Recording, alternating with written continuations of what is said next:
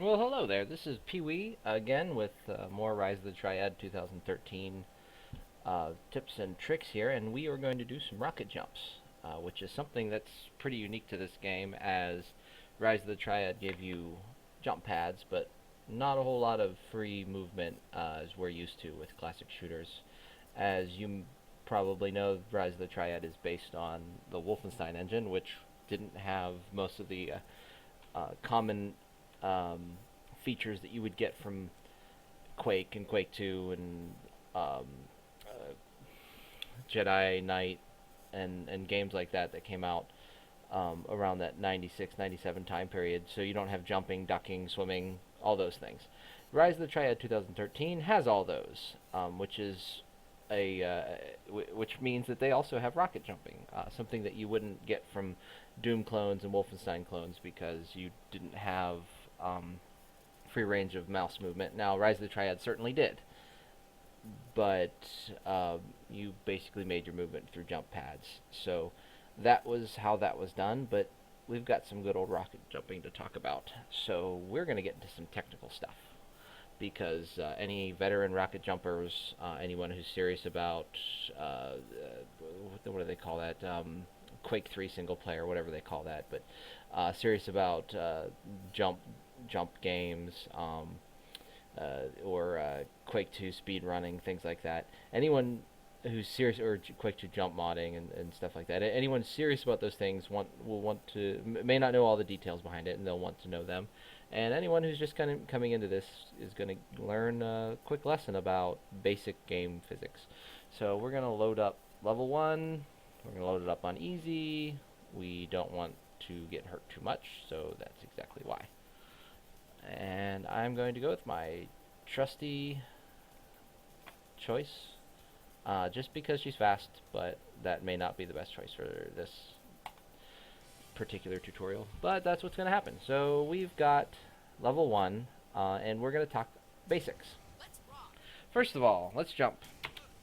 I jumped. I overcame resting gravity. What that means is whatever the acceleration due to gravity is, I have to overcome in order to make that jump. As I'm jumping, and when I jump, I get a sudden boost to speed. As I go up through the air, acceleration due to gravity slows me down and eventually turns it into negative acceleration, sends me down. Interesting note, it's probably positive acceleration. In most games, negative is up and positive is down. But, you know, I'm not sure. I know it's a left-handed grid, but that's too much detail for right now. So, jump, sudden boost to speed. It overcomes acceleration due to gravity. There's other things. There's also whether or not you're clipped to a surface, blah, blah, blah. That's all game stuff. But basic physics that apply both to games and real life, and this is probably the only thing that does, is sudden boost to speed overcomes acceleration due to or resting gravity. As you jump, you accelerate downwards. Eventually, you lose all your upward acceleration. You go down. That's basic physics. So there are two reasons why rocket jumps work. Both reasons have to be true. Number one, you have to have an increased kickback from the damage. Every weapon in any game generally gives some kind of kickback. It's just kind of standard video game practice. When you shoot somebody, they're going to go backwards a little bit. You'll notice only when traps come along in Rise of the Triad that there is a pushback from everything that you get hit with, including those fireballs that get launched at you. They do push you back. So in most games, almost every single weapon will have a kickback of some sort. When it comes to projectiles, it's done differently than hit scan weapons. Hit scan weapons can just pick a direction and shoot you in it. There can be guns that will shoot you backwards as you shoot, which is a really cool feature. If anybody remembers laser jumping from Half-Life, something that didn't really catch on as far as I know, the laser had a backwards velocity depending on where you were looking, so you literally could make rocket jumps with the laser and not take any damage.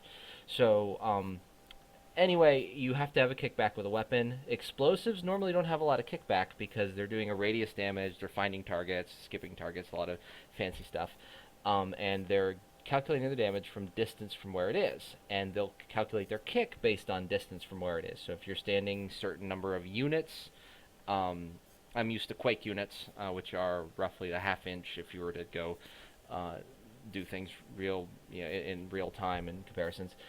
In Half-Life, I'm not sure what kind of units we'd be using, but let's say you're 100 units away from the explosion, you're going to calculate damage based on that distance, and you're also going to calculate kick. The interesting thing is the damage is going to be scaled. You want to kill everything that's really close to the blast. You want to sort of injure anything that's farther away. Problem is that scale is very, very curved. What happens is when something's really far away, do you want to damage it a little bit? The same amount? Games handle this differently. In Rise of the Triad, you'll notice that the curve is really weird. Anybody really close to the rocket explodes into a million pieces. Anyone far away doesn't take much damage. So there is a certain radius where you take a little bit less damage, a little bit more damage. The kick pretty much follows this, but what you need to understand is that since the kick is calculated on this scale, it may not be significant from where you jump from. So you need to, in most cases, in pretty much all cases of a game where you have rocket jump, it only works because there's a special case. When a rocket hits the person who shot it, there's a increased amount of kickback. What's interesting about this is that kickback can prevent damage. If you are moved before the damage is calculated, then you can take less damage, which some games actually do. Or maybe the damage is scaled down. That's part 2. In the original Quake, rocket jumping was hard. You took a lot of damage from your own rockets, but you didn't take as much damage as everybody else, actually. It's scaled back by, I think, 50% or possibly 25%. Quake 2 had more realistic or more plausible rocket jumps in a single-player setting because the damage was much, much less. You probably take maybe 30 damage from what would do 100 and some, 105 in everybody else. Quake 3 scales it down for everybody, but I still think that regular players, I have to dig into the code. So those are, the games that did this. So you'll find Rise of the Triad does the same. You scale down damage when you hit yourself with a rocket. You'll notice in multiplayer, anybody right next to it will take tons of damage, sometimes 100, full 100%, sometimes just something near 60, which is still pretty devastating. But you will take a lot less. Even in Ludicrous, you'll take roughly 30-ish when you take a direct rocket shot to yourself, or a spread damage to yourself. Now, Flame Wall does a bit more. So, without further ado, we're going to go ahead and get into things, and we need to talk about the Bazooka. So, let's kill off a couple guys. We don't care about them. You're dead, and you're dead. Alright, so we're going to go get a Bazooka. For anybody watching that didn't find the secret, you're dumb. No, I mean, here's a spoiler. Ha ha ha ha. Okay, we got a Bazooka. We have 10 shots at this, but I'll reload the level if I need to. Alright, we're going to go ahead and do some jumps. You'll notice here that I'm looking at this crate that's been turned long ways upwards. This is the height that we're going to look at. First, how high do you jump in Rise of the Triad 2013? You don't jump high. You jump about half height. That is pretty crappy. In a lot of classic shooters, you jump 100% height. You can jump on somebody of your own height. In this game, you jump half height. So it's very hard to climb things. You'll find some levels where climbing is a nightmare. In fact, there's a level that I've been trying to mess with today called Spiraling In that has a jumping, a bunch of crates stacked up to each other, but your half height makes it almost impossible to get up. It's really frustrating. So you can only jump half height. So if I go up to this crate, I jump about halfway up. And you can kind of see how I'm jumping. My feet end up halfway up. So I'm going to do, well, let's talk about the 3 types. The 3 types of jumps that you can accomplish with this gun. You can accomplish the perfect rocket jump. It will give you a really good range to get you high. Then there's the screwed up rocket jump. If you screw up, you still get some extra height, just not a lot. Then there's the long distance. So let's do first a screw up. So I get about halfway. If I screw up, I get on top. That's about as high as I get. Let's do the perfect one. This might take me 2 shots, and I'll explain why. Okay, so we're going to go ahead and jump and shoot pretty much the same time. And that's much higher. In fact, if there wasn't a wall there, I could have got up. You'll see it's probably maybe 75% more of a jump than what I got last time. It's a much higher jump, and that has to do with my distance from the explosion. If I screw up, I still have some upward velocity, and my upwards velocity is being killed off by gravity, and the lower amount of push that I get, because I'm a little further away, doesn't have a lot that it can add to. So I have a kind of an inconsistent. I don't have that sudden burst of speed. I have a big burst of speed, and then another small one that gets added to it. That's why that doesn't work very well. When I do it on a perfect jump, I get all of that speed pretty much instantaneously. It's not exactly instantaneously, but pretty much. Plus, I'm a lot closer to the explosion, so I get a lot higher. In fact, that wasn't even quite right. So that's what you get there. Now we're going to do the next one. And before we do that, we got to explain something. Here is that long distance damage. A little closer. A little bit closer. Oh. Oh, okay. The problem is we are not in Ludicrous. If I were in Ludicrous, I would get hurt from all the way back here from an explosion. So let's just go ahead and restart this level. And we'll still go ahead and do the longer distance one, because it will work, just not quite. And what I'm going to do is I'm going to shoot one that's further away, but there's still just enough push to give me an actual advantage from the jump. Kill some bad guys with my nice knife porting attacks. Go ahead and hit this plate because I need this bazooka. And once again, if you didn't find it, haha. Okay. So let's go ahead and do that. And then we need to talk about one more thing, which is part of the thing that's going to get frustrating. Okay, so I'm going to start from here. I'm going to go ahead and shoot the rocket all the way over there. And I'm going to be over top of it when I hit it. And I actually took damage from that. Okay, ready?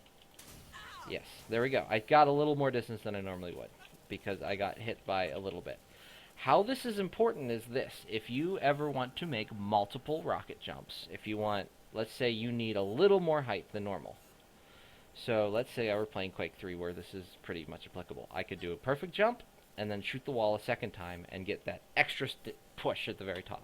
It'll give me just slightly enough to work. Let's see if I can actually pull this off. It's too slow. There actually is a gun where you can pan pull that off, and we will talk about that later. But for right now, that's the kind of jumps we have. So what's the next thing we need to talk about? The same thing I complained about in my last video about knife porting, which is air control. There is way too much air control in this game. You can, normally anything that pushes you up pretty much ignores the velocity you currently had, and you can get massive amounts of air control while you're in the air. So what happens with these rocket jumps is I may make an awesome jump where I'm right here, but I screwed up because I had too much air control and I pressed forward too quickly.